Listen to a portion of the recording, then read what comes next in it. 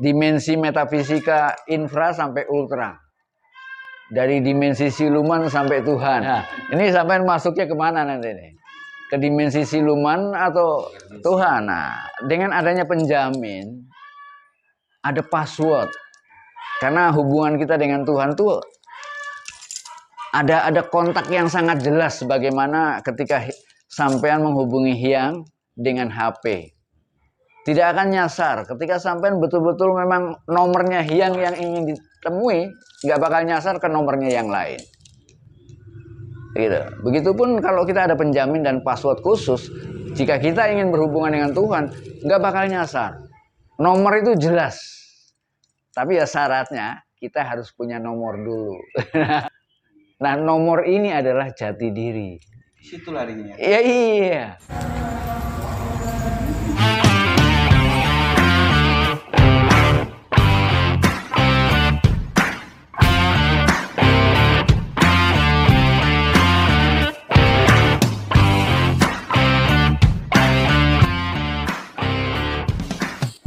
Salam satu hati, para tandapan di mana saja berada.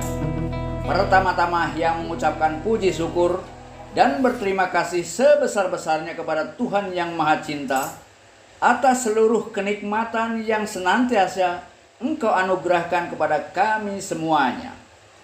Dan kedua, yang ingin mengucapkan terima kasih kepada Niang Rosa Hamiza Azziha, Bunda Niang Rosa Hamiza, yang selalu memberikan semangat dan dukungannya kepada Hyang dalam mendampingi hidup Hyang. Salam cerdas selaras, para tandapan di mana saja berada. Hanya dengan melalui dirimu yang sebenarnya, maka hubunganmu dengan Tuhan menjadi dekat dan terjamin kebenarannya. Di dalam kehidupan di dunia ini saja, masih banyak manusia yang mudah tertipu. Belum bisa membedakan mana yang disebut kenyataan dan mana yang disebut ilusi. Belum lagi dengan keadaan di alam metafisika yang berlapis 7 dimensi, mulai dari alam metafisika infra sampai ke alam maha metafisika ultra, mulai dari alam siluman hingga ke alam Tuhan yang maha absolut. Banyak di antara mereka yang tertipu dan buta menganggap yang nampak di mata ini sebagai kenyataan. Padahal kenyataan yang sebenarnya tidak mudah ditangkap oleh kemampuan indrawi yang sangat terbatas dan ilusif. Di wilayah fisika kuantum saja, mata manusia sudah tidak mampu melihat adanya, apalagi kenyataan yang sebenarnya. Hanya ada satu jalan untuk mencapai alam Tuhan yang maha metafisika. Karena hanya dengan jalan mengalami kenyataan dirimu yang sejati, maka kamu bisa mengenal dan mengalami kebenaran Tuhan di dalam kenyataan yang sebenarnya. Karena jati diri adalah nomor ID cardmu yang dapat digunakan untuk menghubungi dan dihubungi oleh Tuhan sejatimu. Salam cerdas selaras para tandapan di mana saja berada di alam semesta, baik di alam skala maupun di alam niskala.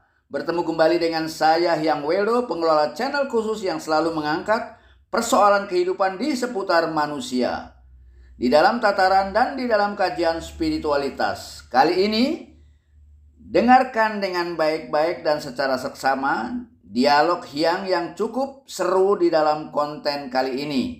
Selamat menikmati, terima kasih atas tanggapan dan dukungannya. Salam satu hati. Salam cerdas selaras, selamat datang tamu-tamu kita dari jauh. Salam rahayu, dari mana nih ceritanya? Kami berdua aslinya Padang ya. Cuma kita berusaha di Pulau Jawa, beda-beda tempat. Beda-beda tempat. So sekarang di Pulau Jawa, di mana tepatnya? Kalau saya di Karawang. Di Karawang. Si Uda ini di Pemalang, Jawa Tengah. Oh, di Pemalang. Coba gimana? Ceritakan apa yang mendorong sampean semua datang ke sini. Kita hendak tujuan maksud kita ke sini itu yang udah pengen setahun yang lewat. Setahun yang lewat. Tapi setiap kendala kita minta alamat yang belum ada yang ngasih. Belum ada yang ngasih ya. Oh. Tapi keinginan kita kuat. Kuat Rindu sekali. untuk yang itu sangat kuat. Gitu. Sangat kuat ya. Entah kenapa nggak tahu kita yang. Saya sebenarnya dulunya pergi mencari ilmu ke sana ke sini, tapi belum mendapatkan apa namanya itu yang hasil kebahagiaan yang benar-benar dari dalam ya. Mampu menyentuh yang di dalam gitu ya. Ya. Tapi setelah saya cuma membaca dan melihat YouTube dari yang dari macam-macam itu apa namanya konten-konten. Saya bisa berubah, ada perubahan. Ada perubahan ya. Di diri saya. Ada ya. Baik dalam cara berpikir maupun bersikap. Berpikir, ya. Maupun bersikap dan bertindak. Benar ya. Jadi itulah, entah kita diuji selama ini, entah gimana kok perasaan udah kuat mau datang ke Hyang, tapi kendalanya ada aja. Ada saja. Jadi alhamdulillah kemarin pas kita libur, kemarin libur bulan puasa usaha, jadi ada kesempatan kita balas, ada nonton YouTube tuh kemarin yang terakhir yang terbaru ya. Iya, yang terbaru. Dibalas sama Mas, nggak tunggu-tunggu langsung tancap gitu. Dulu kita berdua kan mencari, pengen mencari kebahagiaan yang benar-benar hakiki itu, yang benar-benar minta didorong ya, diberikan motivasi, dikasih motivasi biar benar-benar kita lebih mantap, gitu, lebih total. Jauh-jauh datang ke sini, paling tidak kan ada sesuatu yang ingin ditanyakan, bukan sekedar ingin curhat saja. Oh iya. Masalah ini ya, masalah meditasi ya. Ya, yang mau kita tanyain. Bagaimana itu? Kita kan baru merasakan mencoba-coba meditasi sendiri dengan pengalaman-pengalaman yang ada di YouTube. Tapi apa namanya itu yang tapi tidak bisa menembus dimensi-dimensi yang lebih dalam gitu ya. Ya, karena di situ aja. Iya, betul. Karena apa yang Hyang ungkap di YouTube jelas masih bersifat umum ya. Dan belum pada hal-hal yang bersifat praktis. Ya.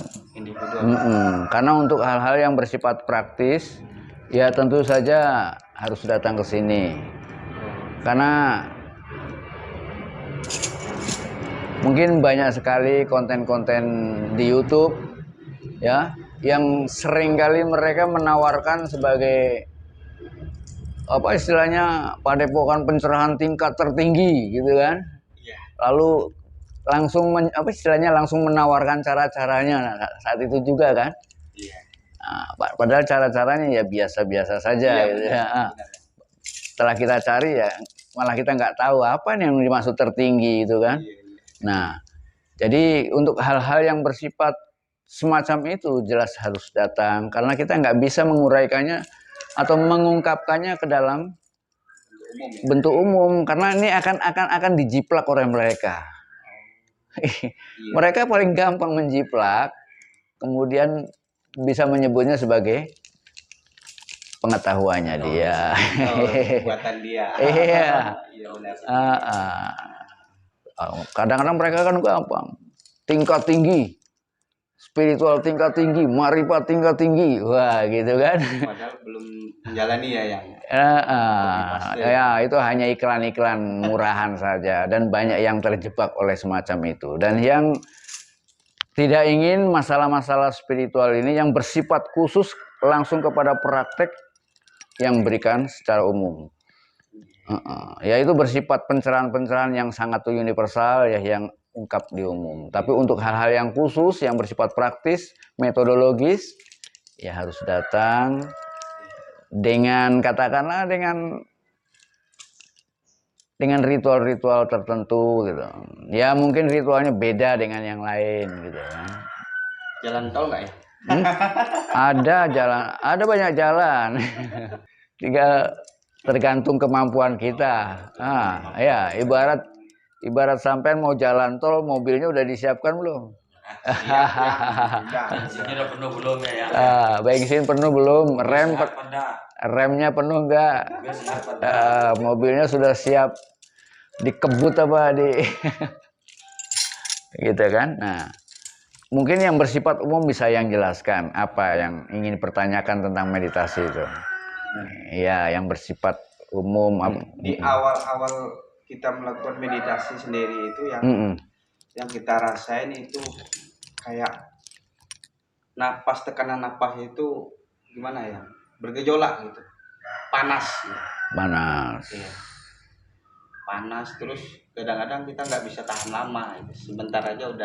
Karena tapi ketika kita di luar meditasi, napas lega lagi gitu ya. Kenapa sampai seperti itu? Apa ada masalah dengan pernapasan? Artinya nggak ada ya? Nggak, maksudnya pada saat melakukan meditasi seolah-olah kita harus juga mengatur atau mengendalikan nafas. Enggak, kita natural aja ya. Natural ya. Tapi kenapa bergejolak begitu ya? Nah, itulah yang mau kita tanyakan ke yang sekarang. Kita juga bingung apa ini sebenarnya. Ya, kadang-kadang memang pada saat orang mengalami sesuatu yang sifatnya sedikit hening, pasti ada gejolak-gejolak alam yang muncul. Hanya saja gejolak-gejolak itu perlu dipahami apa itu, kemudian bagaimana mengarahkannya, begitu. Jadi cara menanggulangi gimana tuh yang biar kita tidak pernah pengaruh dalam pernapasan itu? Ya jelas kalau mau secara khusus ada metodologisnya, kemudian ada penjaminnya, itu yang paling penting. Penjamin, karena kalau sekedar meditasi, relaksasi hanya untuk ketenangan pikiran, mencapai rileks dan lain sebagainya, mungkin nggak butuh penjamin.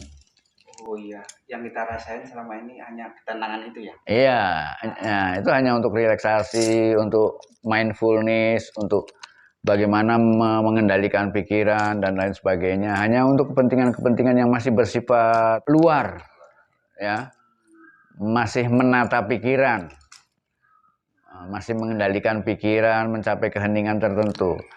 Tapi untuk meditasi-meditasi yang sifatnya sudah mencapai untuk mencapai lintas batas, ya, ke dimensi-dimensi yang sudah di luar dimensi fisika, jelas dibutuhkan penjamin. Untuk apa? Untuk keamanan, kebenaran, keselamatan. Nah, keselamatan. Artinya tidak ada penyesatan di dalamnya. Karena masuk ke dimensi sana, ke dimensi itu kan banyak dimensi itu. Dari dimensi metafisika infra sampai ultra. Dari dimensi siluman sampai Tuhan, katakan. Nah, ini sampai masuknya kemana nanti ini? Ke dimensi siluman atau Tuhan? Nah, kalau masuknya ke dimensi siluman, nah bisa-bisa jadi nanti sampai bergaul sama mereka, akhirnya ada kerjasama, jadi supranatural, jadi situ larinya ya. Iya, Pak, otomatis ketemu dengan makhluk-makhluk yang setaraf dengan kita, hanya beda dimensi saja. Iya kan, misalnya dengan jin dan lain sebagainya, otomatis ketika bergaul dengan mereka ada kolaborasi, kerjasama nih, gimana nih, bisa kita bikin bisnis bareng. Gimana nih bagi hasilnya, iya kan. Nah, kalau kita dengan adanya penjamin, ada password, karena hubungan kita dengan Tuhan tuh ada kontak yang sangat jelas, sebagaimana ketika sampean menghubungi Hyang dengan HP. Tidak akan nyasar. Ketika sampean betul-betul memang nomornya Hyang yang ingin ditemui, nggak bakal nyasar ke nomornya yang lain. Gitu. Begitupun kalau kita ada penjamin dan password khusus, jika kita ingin berhubungan dengan Tuhan, nggak bakal nyasar. Nomor itu jelas. Tapi ya syaratnya kita harus punya nomor dulu. Nah, nomor ini adalah jati diri. Situ larinya. Iya. Bagaimana kita bisa ngontak yang lain kalau kita nggak punya nomor. Makanya kan syarat untuk mengenal Tuhan ya mengenal diri. Jadi secara metodologis, secara teknis tuh untuk di sini, untuk keamanan dan keselamatan. Jelas ada passwordnya, ada penjaminnya, ada istilahnya ada metasatelitnya gitu kan. Kalau ada satelit fisika ini ada metasatelit, satelit metafisika yang dijamin tidak akan nyasar gitu. Dan mungkin ini nggak banyak orang berbicara tentang ini karena memang setiap zaman mungkin hanya satu yang punya password. Iya. Dimensi itu boleh dibilang ada empat dimensi. Nah, dimensi yang pertama ini yang seringkali ditemui orang-orang kebanyakan. Ya, yang mungkin menyebutnya sebagai dimensi pertama saja. Apa dimensi siluman tadi?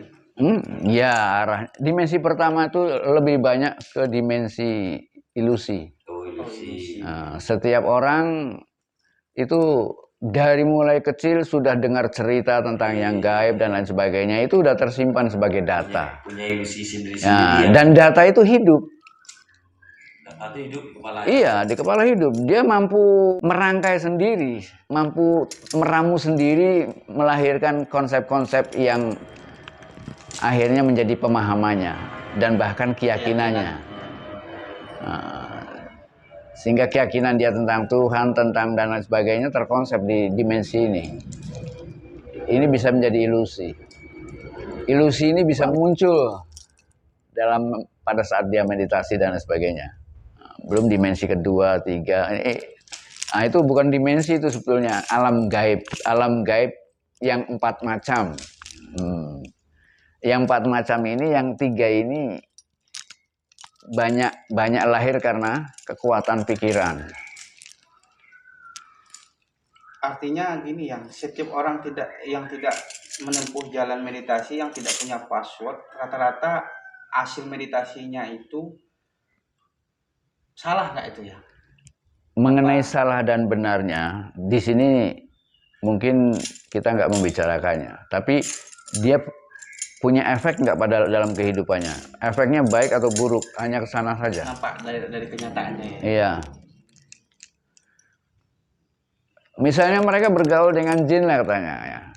Kalau jinnya memang kebetulan jin yang orang suci ya mungkin bisa dibimbing menurut pemahaman jin itu misalnya ya kan. Ya nggak masalah.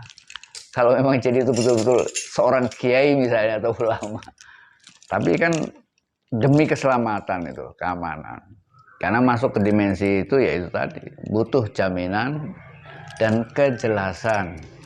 Siapapun orangnya bisa ngalami hal-hal yang semacam itu. Kita punya banyak data, kita juga punya banyak pengalaman dari masa lalu maupun saat ini. Sehingga semuanya bisa terakses kembali pada saat kita hening. Orang bisa mencapai keheningan tuh, ada yang bisa, ada yang enggak. Kebetulan yang bisa akan mudah sekali masuk ke dimensi itu. Tapi mengenai apa yang dia capai dimensi itu, kita belum tahu persis apakah itu benar atau tidak.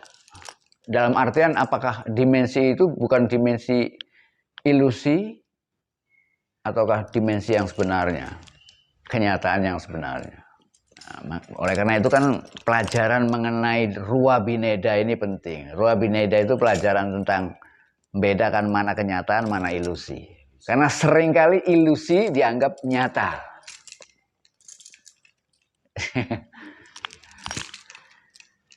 Dalam kehidupan ini saja banyak ilusi yang dianggap nyata. Bagaimana di alam metafisika? Di alam yang kita anggap fisika ini saja banyak ilusi yang kita anggap nyata. Padahal itu ilusi ya. Ilusi. Seperti siang dan malam ini ilusi. Tapi orang kan nggak tahu. Karena mereka sudah terperangkap di sana. Bahkan kelahiran dan kematian pun juga ilusi. Yang nyatanya dalam kehidupan ini apa ya? Hah? Iya, kalau sampai ingin tanya yang nyata pada yang kekal, yang tidak berubah sama sekali. Yang tidak berubah sama sekali. Iya. Padahal di fisiknya di dunia ini kalau yang tidak berubah sama sekali itu nggak ketemu sebenarnya. Ada yang ada di dalam diri sampean, yang disebut jati diri itu. Kalau secara lahiriah dilihat nyata nggak ya kelihatan ya? Tergantung pada kemampuan. Iya, selama kita melihatnya dengan kemampuan fisik, kemampuan ragawi, ya terbatas. Mata kita terbatas. Jangankan kok keluar, dihalangi kertas segini aja udah nggak kelihatan. Pernah kita melihat yang belum terselesaikan di YouTube, Iya. yang namanya pikiran itu yang bilang bukan bagian daripada Tuhan itu sendiri. Pikiran. Iya. Sebenarnya kemana larinya itu? Pikiran tuh hanya sarana saja, alat. Berarti Dia hanya pelengkap. Iya, semua yang diproduksi oleh pikiran ya jelas bukan ilusi lagi, konsep. Konsep hanya gagasan. Pikiran sama sekali tidak mampu menyentuh kenyataan. Jangankan kenyataan, menyentuh yang fisika saja nggak mampu. Pikiran tuh hanya mampu menerima data-data yang ditangkap oleh panca inderanya. Kemudian dia meramunya, merangkainya. Tugas pikiran hanya itu aja. Dia hanya alat, tapi alat yang sangat canggih. Alat yang luar biasa. Tapi keluar biasaan pikiran sangat tergantung pada bagaimana kita mengelolanya. Orang-orang yang pikirannya tidak terkelola ya jelas akan primitif, jauh primitif dan tidak berfungsi sama sekali. Beda dengan orang yang betul-betul mengelolanya. Tapi untuk mampu mengelolanya dan mampu keluar dari perangkapnya itu lebih hebat lagi. Banyak pengelola pikiran yang terjebak sebagai pikiran itu sendiri. Ya, pikiran itu seperti alat yang harus kita penuhi kebutuhannya. Tapi kita juga jangan menikmati apa yang dibutuhkan oleh pikiran. Karena yang dibutuhkan oleh pikiran dengan apa yang kita butuhkan beda. Karena banyak manusia seringkali mengidentifikasi sebagai pikiran, maka dia nggak menyadari. Apapun yang diterima oleh pikirannya, ya dia terima. Sehingga di sini kita bisa melihat semua manusia hampir seperti itu. Mereka tidak menyadari bahwa mereka adalah pikiran itu sendiri. Itulah sebabnya kenapa tokoh-tokoh suci selalu menganjurkan untuk kenalilah dirimu yang sebenarnya. Karena dirimu yang saat ini kamu sadari adalah pikiran. Belum yang sebenarnya. Bukan yang sebenarnya. Makanya kan kalau orang Islam bilang, man arofa nafsahu wa qad arofa robbahu. Hanya dirimu yang sebenarnya yang bisa menemui Tuhan. Selama ada diri yang bukan dirimu, maka dirimu yang sebenarnya tidak akan pernah muncul. Berarti penghalangnya apa? Ya dirimu yang bukan dirimu. Yang kita anggap selama ini diri kita. Sebagai yang dianggap oleh setiap manusia sebagai dirinya, padahal dia bukan diri. Untuk mengetahui diri sebenar diri itu sulit nggak? Itulah sebabnya kita melakukan meditasi. Dengan kita melakukan meditasi itu tingkat pertama adalah membedakan. Belajar membedakan mana diri kita dan mana bukan. Mana pikiran dan mana bukan. Kalau hati Mbak, ya. Kalau hati itu hanya sekedar hati selama manusia masih dikuasai oleh pikirannya, sangat tergantung pada pikiran. Karena hati itu hanya menampung apa yang diterima oleh pikiran. Ya. Dia tergantung pada pikiran. Bagaimana isinya pikiran akan ngisi hatinya. Berarti dengan cara ilmu pikiran mencari jati diri sebenar diri ini bisa ya? Tidak akan bisa. Yang ditemui hanya konsep-konsep saja. Hanya konsep, hanya gagasan, hanya pemahaman, hanya pengertian. Berarti dan semuanya palsu. Tidak bisa memakai otak atau pikiran untuk mencari jati diri. Tidak bisa. Otak kita melalui panca inderanya hanya mencoba untuk mencari data sebanyak-banyaknya. Kalau rasa, ya. Rasa bisa nggak mencari jati diri sebenar diri? Rasa itu hanya bisa untuk rasa itu sebagai pengukur. Iya, apa yang dipikirkan itu benar atau tidak. Jadi kalau yang dipikirkan itu salah, maka dia akan mengalami yang buruk. Rasa itu hanya Kalau sampean berpikir salah, pasti perasaan sampean gelisah. Gelisah. Nah, jadi efeknya ya. Iya. Jadi dia ketika sampean gelisah setelah berpikir, nih ada yang salah nih. Jadi dia seperti pengukur. Kalau mencari jati diri sebenarnya diri dengan pemakaian metode ilmu filsafat nggak bisa juga. Filsafat hanya memperkuat pikiran. Memperkuat pikiran. Tapi filsafat merupakan bahasa yang bagus. Filsafat kita jadikan sebagai sarana. Filsafat akan mengarahkan kita untuk bertanya yang benar.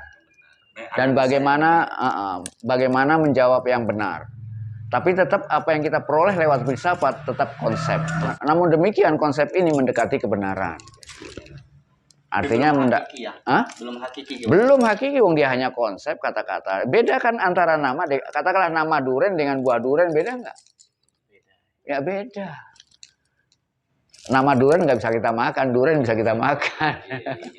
Bahkan nama duren nggak bisa kita lihat kecuali hanya sederetan kata-kata kalau kita tulis. Kalau kita ucapkan ya kita dengar saja. Ya beda jauh, beda secara substansial. Nama itu ya ilusi, nggak ada apa-apanya. Beda jauh dengan buah duren yang nyata gitu ibaratnya. Di sini kita dianjurkan untuk mencapai durennya, membuka durennya dan menikmati isinya. Dan bagaimana efeknya buat tubuh kita. Nah itu sampai. Kalau hanya nama, bentuk, gambar dan lain sebagainya, ya hanya menghasilkan pemahaman dan pengertian saja. Dan semuanya ada di otak kita, ada di jiwa kita. Yang susah ya gampang, dibilang gampang ya susah. Cara mengenal diri hanya satu. Dengan cara mengenal melalui yang bukan diri. Mengenal yang melalui yang bukan diri. Iya. Karena yang bukan diri ini sangat jelas. Artinya dia seringkali menyebutkan dirinya dengan cara yang jelas. Ketika kita mampu mengatakan aku adalah, nah itu bukan diri. Oh aku orang Indonesia, itu bukan diri. Aku orang Islam, bukan diri. Aku orang baik, bukan diri. Semua yang bisa kita sebut dengan jelas bukan diri. Karena dia hanya sebutan saja, hanya kata-kata, hanya konsep. Tapi diri itu sangat jelas. Dia terang bagaikan cahaya. Namun dia nggak bisa dikonsep oleh bahasa apapun. Saking terangnya ya. Karena ketika orang mencoba untuk membuat gagasan tentang dia, berarti dia sudah menempatkan pada sudut pandang tertentu. Karena yang disebut jati diri ini boleh dibilang barang yang besar. Sedangkan pikiran itu barang yang kecil. Yang kecil melihat yang besar kan nggak bisa. Dia harus menempatkan diri di sudut pandang tertentu. Kalau kita punya mata Tuhan, mungkin kita bisa melihat sesuatu secara menyeluruh. Utuh. Iya kan? Tapi ketika kita, misalnya dia dikuasai oleh sesuatu yang kecil, dia harus mengambil sudut pandang. Di sini, di sini. Nah ketika dia mengucapkan sesuatu dari sudut pandang ini akan berbeda dengan orang yang sudut pandangnya di sini. Seperti angka, seperti gini nih, angka apa ini nggak tahu. Nah ketika yang melihat di sana dia akan nyebutnya 9, yang melihat di sini nyebutnya akan bilang 6. Yang di sini bilang wah itu meme, yang di sini bilang wow. Iya kan? Ketika kita menyebut salah satu, berarti hanya salah satu sudut pandang, salah. Karena orang yang di sana nggak nerima itu 6. Yang sini bilang enggak 9. Oh itu wow katanya. Yang sini bilang meme. Salah karena apa yang mereka katakan baru bagian, baru sudut pandang tertentu. Baru sisi-sisi tertentu, bukan keseluruhan. Kalau bagian tertentu kita sebut sebagai keseluruhan adalah kesalahan. Kalau belalai gajah kita sebut sebagai gajah ya salah. Ketika orang buta megang gajah, yang megang belalainya bilang, oh ternyata gajah itu kok besar, empuk, gampang melilit. Nah, yang pegang buntutnya dia bilang apa? Oh gajah ternyata kayak pecut kecil. Iya. Hah? Padahal itu kan bagian dari gajah, bukan gajah. Enggaknya. Nah, ketika bagian disebut sebagai keseluruhan jelas salah. Begitupun orang dalam memahami Tuhan. Mungkin yang dipahami baru bagian-bagian tertentu dari Tuhan. Dan itu pun masih konsep-konsepnya. Ketika bagian-bagian itu kita anggap sebagai keseluruhan, ya salah total. Jadi bagaimana kita mencapai kenyataan secara menyeluruh. Nah, otomatis kita harus membesarkan diri kita. Sebesar kenyataan itu sendiri. Nah, jadi proses untuk mencapai kenyataan banyak yang harus kita capai. Pertama kita harus keluar dari yang bukan diri. Harus keluar dari yang bukan diri. Iya, kemudian kita harus meningkatkan diri. Dari yang mikro sampai ke makro. Jadi banyak proses. Makanya ada 4 tingkatan. Nah itu kan. 4 tingkatan itu kan yang sebut sebagai kelasnya anak-anak. Pada saat kelasnya anak-anak ya kasih pelajaran-pelajaran yang berkaitan pada kebutuhan awal. Setelah itu kelasnya dewasa. Kelasnya apa? Remaja.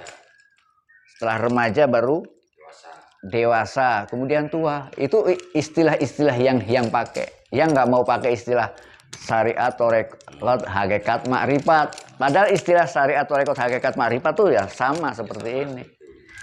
Jelas.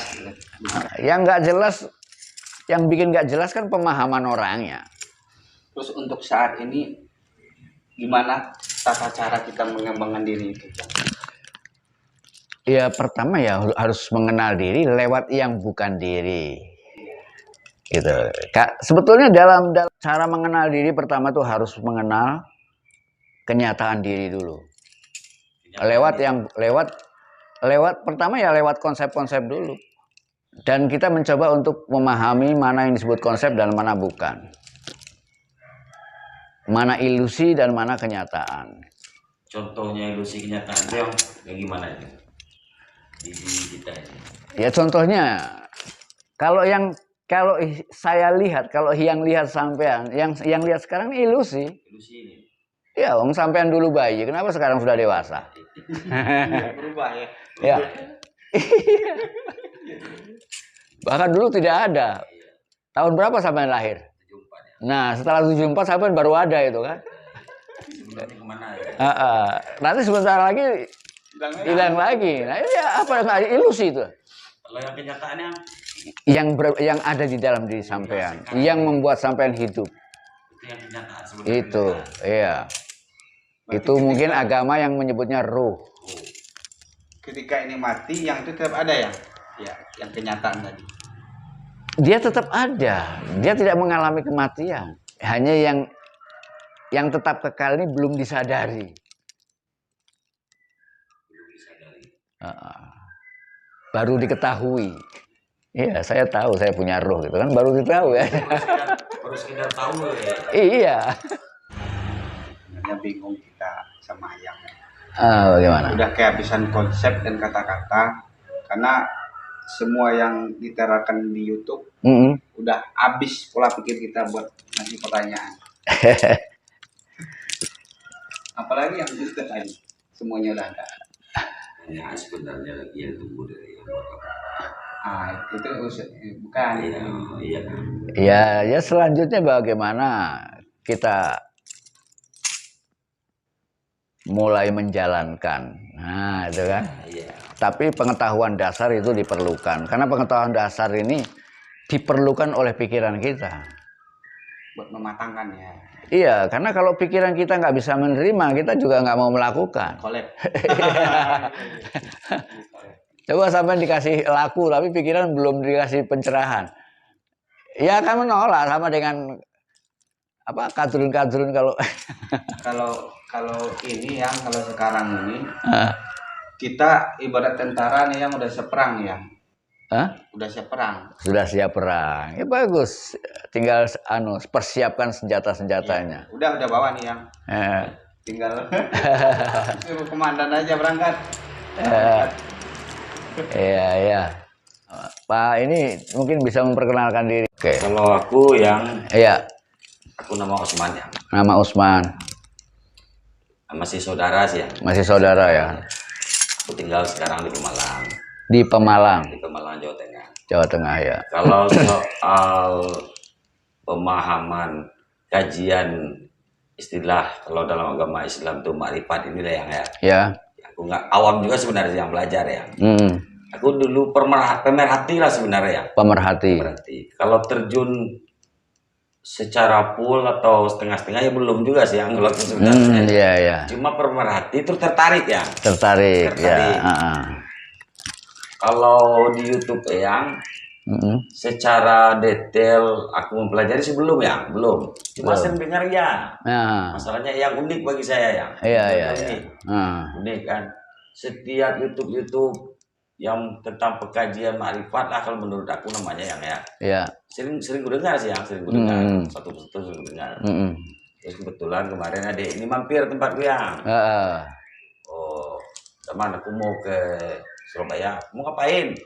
Tempat yang Mildo katanya. Aku ikutlah kata aku kan. Terus kalian pengen silaturahmi sama yang kata gue. Dan nambah wawasan. Silaturahmi. Aku buat sebatas itu. Aku baru nyampe di situ ya.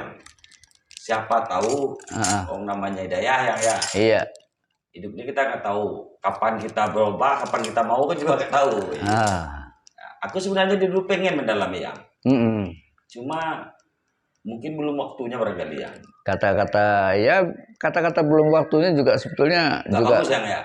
Belum tepat. Karena sebetulnya kalau manusia mau menyadari ketika dia mulai memahami kata-kata, saat itu juga manusia sudah melakukan perjalanan spiritual. Sebenarnya yang ya. Cuma aku hanya tidak disadari. Adikku ini yang secara formal lah istilahnya, dia pernah secara resmi lebar formal, pernah langsung berguru ya. Berguru walaupun kajian istilahnya kajian kampung lah yang ya, guru kampung dia pernah jalan. Kalau aku udah pernah ya. Aku cuma pemerhati lah ibaratnya gitu yang pemerhati. Setiap guru, setiap ada yang bisa aku dengar, aku pahami ya. Cuma sekedar itu aja baru. Kalau ditanya soal kebimbangan aku dengan diri apa dengan Tuhan, ya sama sebenarnya gitu. Jadi pikiran juga ya. Jadi pikiran. Aku ini sebenarnya siapa? Tuhan itu sebenarnya gimana sih? Sering gitu yang sering. Tuhan itu sebenarnya apa gitu loh. Tuhan itu sebenarnya gimana? Bagaimana sering, ya? Sering ya. Iya. Sebagai kita manusia normal ya, yang ya. Kalau kita manusia selama ini kalau punya nama pasti punya wujud ya. Punya wujud. Pasti ya. Walaupun nggak punya wujud, kita punya nama sekurang-kurangnya nggak pernah lihat. Imajinasi kita pasti ada ya. Ada. Betul. Imajinasi. Tuhan itu sebenarnya apa sih? Setahu kita selama ini punya nama pasti punya wujud. Pasti punya wujud. Atau dengan istilahnya yang setiap ada nama dan rupa pasti ada substansinya. Ada substansinya. Setiap ada ombak pasti ada samudranya. Terus dalam Al-Quran pun dengar dari Ustaz, Tuhan itu nggak berwujud, tidak bisa diumpamakan, tidak berupa tampan, pun tidak bisa diumpamakan dengan ciptaannya ya. Ya, kalau kita mencoba memahami Tuhan lewat pemikiran ya jelas tidak akan bisa. Itu maksudnya. Sementara pikiran kita ini yang penasaran terus. Penasaran dari kecil yang ada di otak kita tuh apa yang kita lihat ya. Apa yang kita lihat, apa yang kita dengar. Itu kan yang ada di otak. Sementara Tuhan tuh enggak semuanya. Di luar itu semua. Kadang-kadang kan bisa juga yang menjadi pikiran sering gitu ya, sering. Tuhan itu apa sih sebenarnya? Kalau aku masuk atas itu baru ya. Kalau niat full ingin belajar atau apa sama seorang guru, ada sih ada niat ya. Cuma belum full juga sih, belum full juga. Masih goyang di kehidupan baru ya, jujur aja. Masih fokus mengejar kehidupan baru. Ya. Tuhan itu ibaratnya yang paling besar. Yang paling meliputi semuanya. Dia yang paling meliputi semuanya. Ya. Kalau misalnya yang minta Pak Usman untuk menunjukkan mana yang disebut burung misalnya. Bisa sampai menunjukkan burungnya? Kalau secara umum pengetahuan umum orang awam ya jelas ya. Misalnya ada burung kutunjuk itu bang. Ya, mana burung misalnya? Itu burung. Nah, pasti itu ya. Pasti itu kan burung tertentu kan? Burung tertentu ya. Mungkin burung gelatik, ya. Burung elang, atau burung gagak. Ya. Padahal yang tanyakan kan burung. Bukan burung tertentu. Bukan burung tertentu. Iya. Yang burungnya yang tanya. Iya, mana burung? Bisa ditunjuk? Ya, bisa. Tak bisa ditunjuk. Setiap sampean tunjuk itu bentuk tertentu, punya nama tertentu, dan yang sampean tunjuk itu bukan burung, baru burung tertentu. Kalau itu sampean anggap sebagai burung, lalu yang lain burung itu disebut apa? Beda. Terus juga gini yang kita manusia ini yang ya kayak aku kan belum pernah buru nih yang. Kalau seandainya aku berimajinasi yang aku bikin perumpamaan tentang Tuhan, boleh nggak ya?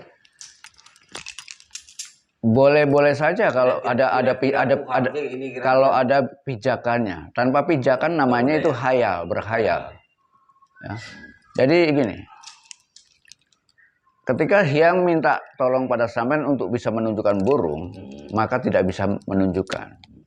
Karena yang Hyang tanyakan adalah substansi dari semua burung. Oh ya, semua burung memiliki substansi yang sama. Nah, burung ini meliputi semua burung. Ya, dia meliputi semua burung. Sehingga ketika ada burung tertentu, kita nggak bisa nyebutnya sebagai burung. Kita hanya menyebutnya sebagai gelatik, elang, garuda, perkutut, dan sebagainya. Sedangkan burung meliputi semua bentuk dan semua nama burung. Jadi burung meliputi semua burung. Begitu juga dengan kita manusia ya? Nah, yang lebih misalnya contoh. Kalau kita menyebutnya binatang, binatang itu lebih luas. Lebih abstrak dari burung apa tidak? Lebih, pasti ya. Lebih luas, lebih makmur. Lebih luas, ya kan? Karena burung termasuk binatang. Ya, jadi binatang meliputi semuanya. Meliputi semua binatang dan termasuk burung. Substansi. Nah, maka binatang menjadi substansi yang lebih besar daripada substansi burung. Nah, ketika kita bicara tentang makhluk, semua ikut termasuk manusia. Iya kan? Bahkan termasuk malaikat. Termasuk jin. Karena semua yang disebut makhluk kan. Ya, tapi Tuhan ada nggak di dalamnya? Nah, ada menurut saya. Enggak, karena Tuhan bukan makhluk. Iya. Dalam Al-Quran pun ada Tuhan bukan makhluk. Iya. Gini ya. Nah, sebentar. Nah, ketika kita ingin bicara tentang yang sehingga Tuhan itu ada di dalamnya, kita bicara tentang ada. Tentang yang ada. Nah, ketika kita berbicara tentang yang ada, termasuk adanya Tuhan, adanya malaikat, adanya manusia, adanya binatang, semua yang bisa disebut ada masuk dalam pembahasan ini. Nah, ilmu yang membahas tentang ada itu adalah ontologi. Nah, ketika di dalam ontologi ini kita menyebut yang ada, yang sungguh-sungguh ada, itu kita sebut sebagai substansi. Dan Tuhan adalah substansi absolut. Manusia, binatang, pasir, langit, semua juga substansi. Tapi tidak absolut. Kenapa? Masih berubah-ubah.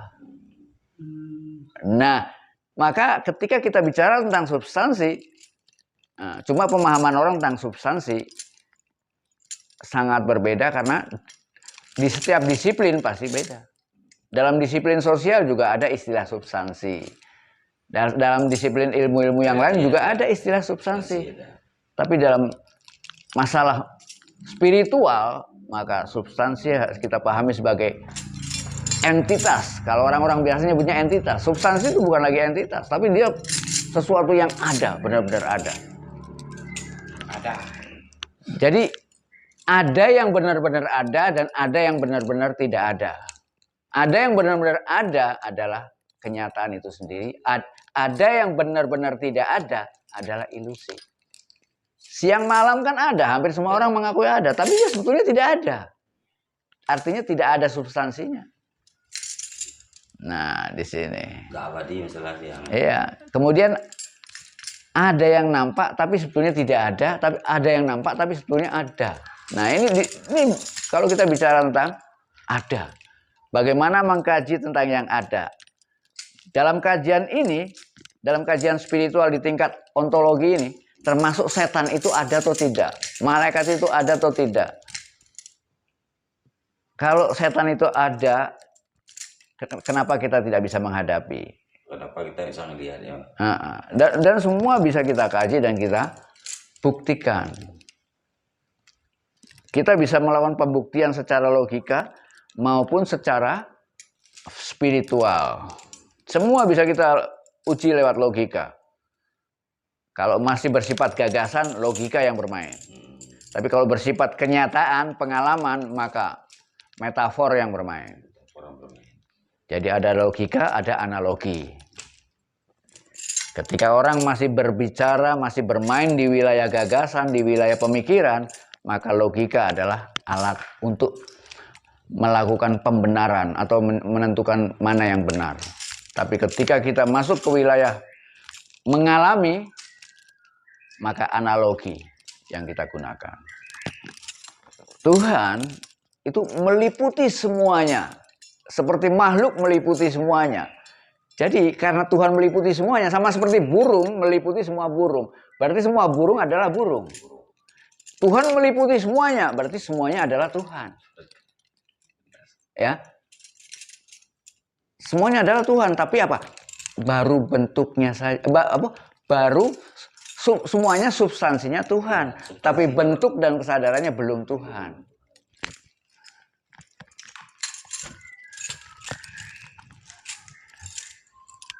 Jadi mengenali Tuhan ini dalam versi bahasanya itu yang ya, mengenal diri, otomatis Tuhan. Lewat mengenal diri, karena seperti yang katakan, ketika Tuhan meliputi semuanya, berarti semuanya adalah Tuhan. Terus juga gini, maka untuk mengenal Tuhan ya dengan cara mengenali dirinya, karena Tuhan juga meliputi bahasa mengenalnya dulu nih ya, yang pengen saya terang jelasin. Mengenal Tuhan, mengenal diri itu apakah sama bahasanya dengan kayak saya mengenal Raffi gitu loh, Pak? Beda ya? Beda. Mengenal itu dengan cara kalau mengenal Raffi kan bisa lihat siapa. Ya, dalam secara metodologis sebetulnya sama. Hanya secara substansialnya yang beda. Di sini bicara tentang ruah bineda, mana yang benar-benar ada dan mana yang tidak ada. Terus cara mengenal lagi yang kalau mengenal Raffi saya kan memakai ibaratnya indera penglihatan saya, pendengaran, perasa. Kalau mengenal diri secara diri ini yang pakai alat apa kita supaya bisa mengenal? Ya semua perangkat yang kita miliki kita bisa gunakan. Bisa gunakan. Ya, paling tidak untuk keberadaan Tuhan kita mencoba untuk melakukan mengumpulkan data-data. Mengumpulkan data-data. Dengan cara pemikiran. Kalau mengenal diri ya, dengan cara apa kita bisa mengenal diri itu? Ya itu seperti yang bilang tadi, lewat mengenal yang bukan diri. Lewat mengenal yang bukan diri. Iya. Saya kadang-kadang dari dulu perkataan mengenal diri tadi itu, yang mengenal jati diri sebenarnya itu sampai sekarang pun jadi pikiran ya. Iya. Dengan apa cara mengenalnya itu yang menjadi problem di kepalanya ya. Dengan cara apa? Ya itu, makanya caranya yaitu dengan cara mengenali yang kayak tapi bisa saya lihat, bisa saya pegang. Iya, artinya mengenali dengan yang sampean lewat mengenali dari yang bukan diri. Yang bukan diri. Iya kan? Sampean ingin melihat Raffi, otomatis kan lewat tubuhnya. Lewat tubuhnya ya. Karena tubuhnya yang bisa dilihat. Tapi tubuh ini kan bukan Raffi. Ya. Terus cara mengenal Raffi yang sebenarnya Raffi itu cara. Ya, otomatis ya harus sampai mengenal Raffi dengan baik dari A sampai Z. Detailnya. Itu pun juga masih di wilayah pemikiran. Ya. Sementara dia itu bukan pikiran tadi ya. Iya, bukan pikiran. Ini bukan ilusi. Dia makanya harus sampai ke tingkat substansinya. Substansinya. Ya. Maka kalau kita bicara tentang substansi, makanya sebelum kita mengenal substansi yang lain, maka kenalilah substansi sampean. Dengan sampean mengenal diri sampean, maka sampean akan mengenal yang lainnya juga. Jadi yang mencari atau mengenali diri sebenar diri ini nggak bisa dengan metode pikiran atau metode pemahaman, tidak bisa ya. Tidak bisa, karena apa yang bisa ditangkap oleh pikiran hanya konsep, hanya gagasan, hanya pemahaman, hanya konsep. Kayak kita yang ya, misalnya kita ingin mengenal sesuatu, mencari sesuatu, pengen mengetahui sesuatu, kayak mengenali kopi ini yang kan bisa dicari dengan rasa, dengan bentuk. Iya, tapi kan harus diminum, dialami. Ya, harus diminum. Ya harus dialami kan. Rasanya kayak apa gitu loh ya. Nah, kalau sampean hanya kenal namanya saja kopi. Istilah kopi hanyalah nama atau konsepsi semata bagi orang-orang yang belum pernah minum kopi sama sekali. Sekalipun secara substansial meta-ontologis, di balik setiap nama ada substansinya. Sebagaimana di balik nama-nama Tuhan yang berbeda-beda pada setiap agama, semuanya berpijak pada satu substansi yang sama, yang harus kita alami kenyataannya untuk membuktikan kebenarannya secara substansial meta-ontologis.